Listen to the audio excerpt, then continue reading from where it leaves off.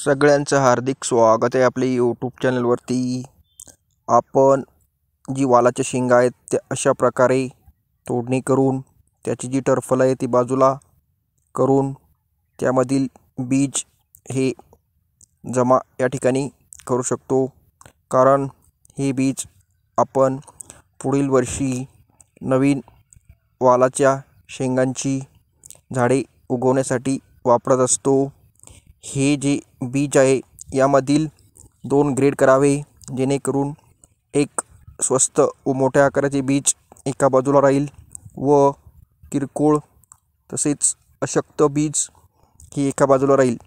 जे स्वस्त व मोठ्या आकाराचं बीज आहे तेच आपण लागवडीसाठी वापरावे, जेणेकरून आपल्याला चांगलं या ठिकाणी उत्पादन वाल घेवड्याचं या ठिकाणी मिळू शकेल।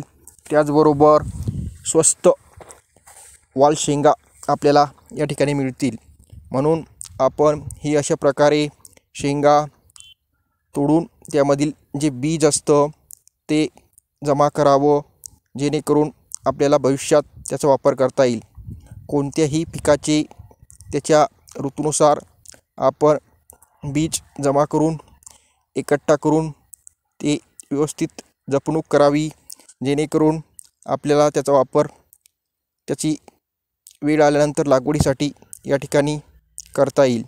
आपल्याला जर व्हिडिओ आवडल्यास व्हिडिओला लाईक करणे, चॅनलवर नवीन असाल तर चॅनलला सबस्क्राईब करणे। धन्यवाद।